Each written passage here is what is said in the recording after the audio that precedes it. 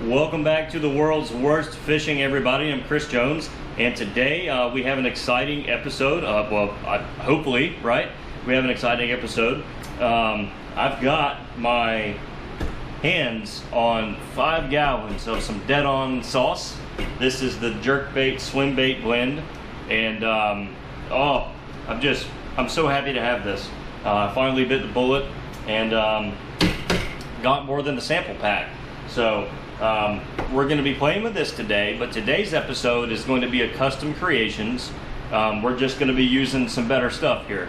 So I've got a laminate color in mind that I'm going to make, and hopefully, fingers crossed, it'll turn out. Before we get started, I got to give a quick shout out. Whoops. I got to give a quick shout out to John Mason for sending me these rod socks. He has a rod sock business called Rod Socks by Jay. Check him out on Facebook. I think he's still putting up some pictures and getting his Facebook page together. But I really like these rod socks, and I'll tell you why. It's because they're thin, they're narrow. At least the ones that I've had before, they're a lot wider this way, and they just kind of get in the way. So this is kind of I think there's 4 or 5 of them total, and as soon as I saw this black and green pattern, I was like, I have to have that. But what I thought was cool is that he basically included a few swatches, if you can call it that. So, you know, we have a few things here. Here's like a red. Here's a black and blue, which that's like the most common thing in bass fishing, right? Black and blue. We have straight black. We have a red and black. We have the green and black that I'm using, straight blue. We have a silver, a white, and then a straight fire engine red. So quite a few things to choose from. So thanks again, John, for sending me the rod sock love. And check out Rod Socks by Jay, just the letter J. And he's got some good stuff. So we're gonna go ahead and get started, and we're gonna do that right now. All right, everybody, I hope you can see this. I don't really know what the camera angle is looking like here, but I really hope you can see this. Gonna be a deadhead now, so definitely excited to get into this. Let's go ahead and get this on here. Oh yeah, excited already. Let's get this off, and let's see what we got. My guess is it'll look like plastisol, so we'll see. Oh yeah. Whoops. Got to make sure to keep that on there. If you keep a proper seal, you will help keep out moisture and other harmful things that you don't want. And yes sir, let's get the camera. Oh yeah. Smelling good, looking good. We're gonna go ahead and get into this stuff, and we'll hopefully have a decent color for you guys. All right, so before we get started, we're gonna do a little bit of injector maintenance. So we're just gonna clean out the twin injector, because that does make a difference. So we're just gonna squirt some worm oil in there. We're gonna take a brush and just try to get out all of the little pieces of plastic that get stuck in there. And I don't know if you can see in there or not, but that's looking pretty good. Nice and smooth. I mean, I don't have to exert any effort, and that's what you want. So we're gonna go ahead and pop our caps back on. And now we are ready to mix up some color. All right, so I basically want to do like a blue and green laminate of some sort. And I just got the new dead-on neon lime. That is absolutely the greenest. It is the most bright green color I've seen. I have some stuff from Lure Works called Flow Lime, which is also a bright green, but it's a little bit darker shade, so this is a little bit different. So we're gonna incorporate that, and then I'm just gonna use some straight blue pearl. So here we go. We're gonna do probably the bottom side with the blue pearl, and I'm not gonna do very much. We're gonna do a little bit less than an 1/8 quarter teaspoon. Than an 1/8 of a teaspoon. So we're not even gonna fill up half of this 1/4 teaspoon because I don't want it to be too thick. And pearls are pretty thick, well, especially this blue pearl. And then for the green side, we're just gonna, basically, we're gonna combine good old watermelon with the Dead On Neon Lime. So we're gonna put a little bit of watermelon in there.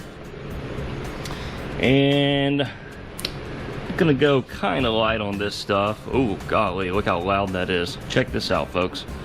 Look at how green that is. Looking good. All right, so we're gonna see what we get there. I kind of have a color, kind of have a shade in mind that I want this green to look like. Holy cow. And so I'm really hoping that turns out.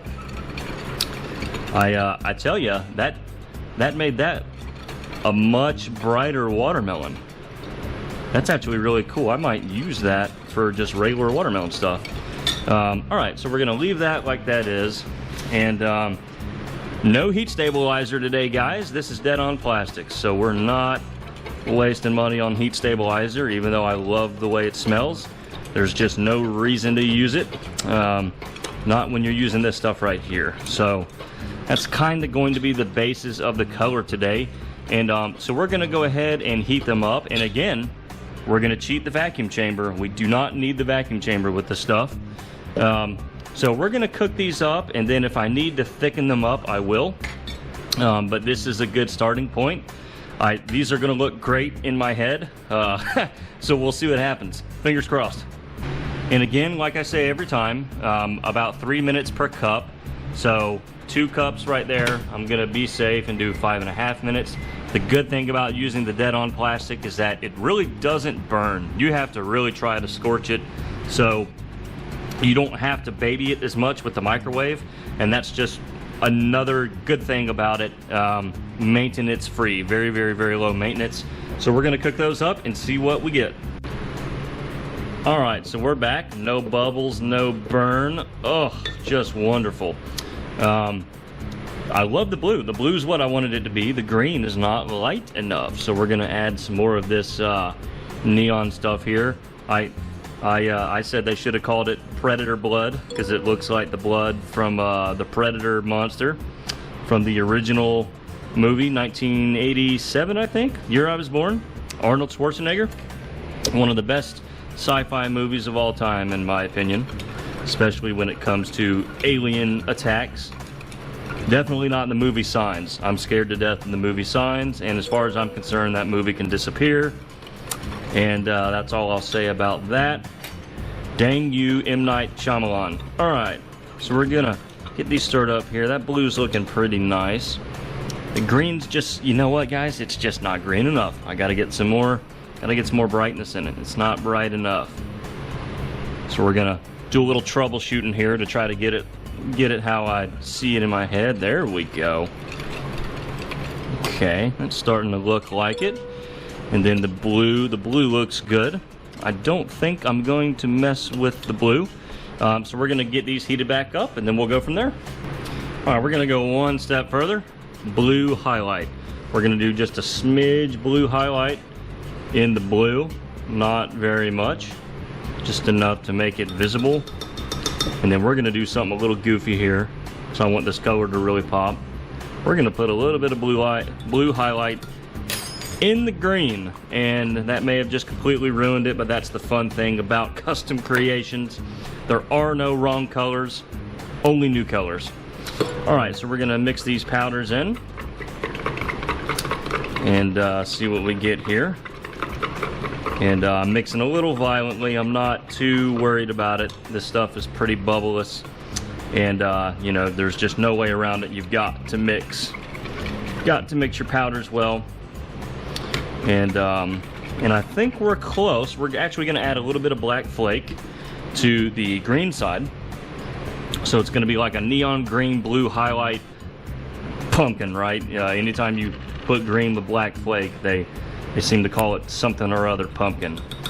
All right, so we're not going to overdo it on the black flake there. Just 1/4 teaspoon. So that's a pretty basic measurement right there.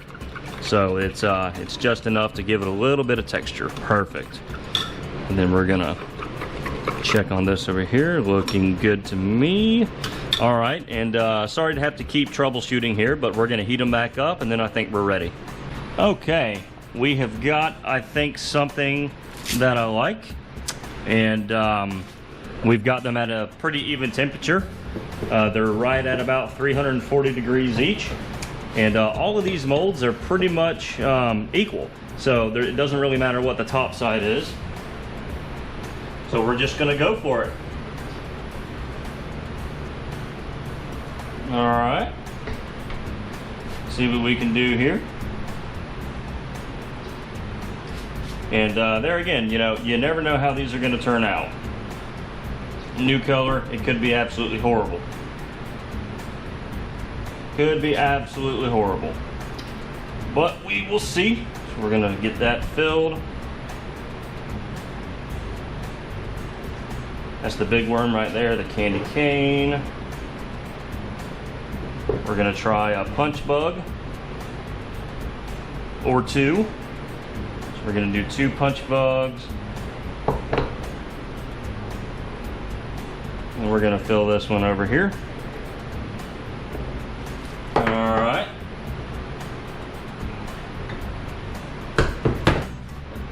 Gonna fill a few sprues here just to make sure. Looking good. All right, hopefully this doesn't suck. All right, drum roll please.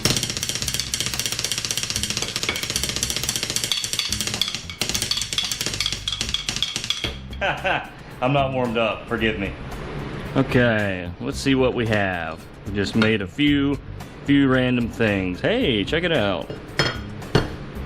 It's not a bad laminate. That is pretty much exactly what I wanted it to look like. Maybe a little thicker though. I think maybe I should have thickened up the blue a little more. But hey, check out that laminate. That did a really good job. That's my first time laminating this bait. It's the kicker worm. You can get it over at Angling AI. And this worm laminates really well. Also, my big bass tackle worm from Bass Tackle, the candy cane, that mold laminates like a beast. You don't even have to do it well, and that one laminates really well. So these two seem to be really laminate friendly. And I can tell that just from one shot. I mean, there's not one of these that isn't perfect. And I guarantee you that's not just because of me. And wow, good molds laminate well, that's all I can say. So I'm actually really thrilled with that. That's awesome. That's pretty cool. I've never made anything like that. We're gonna go ahead and see what else we got. See what we get. This one requires a little bit of help busting it open. All those ridges kind of lock it together. Hey. Now that's pretty loud and in your face. I think that, guys, would be dynamite for some bedfish. What do you think? Check out how well it laminated though. And you know, I was able to get the plastic pretty close in temperature. And you know, and these are a little more tricky. One's a pearl, one's not a pearl. So you can see a few issues here, not an exact straight line. But that has the effect I was going for. Whoop. Awesome. I love it when colors work out. The only thing I would change is make the blue a little bit thicker, and then I think the contrast would pop exactly how I wanted it. But I'm definitely happy with that. We're gonna keep moving along here. This one laminates pretty well almost every time. Check that out. Nice even line. And this is just one of those molds that will definitely give you some confidence when laminating. Pretty cool. I like it. I like it. I don't even know what you even classify that color as. It's loud, it's bright, it's in your face, and I think it's definitely pretty cool. We're gonna keep moving. All right, we've got some punch bug action here, and there you go. There are the nice 2 sides. I think those turned out pretty cool.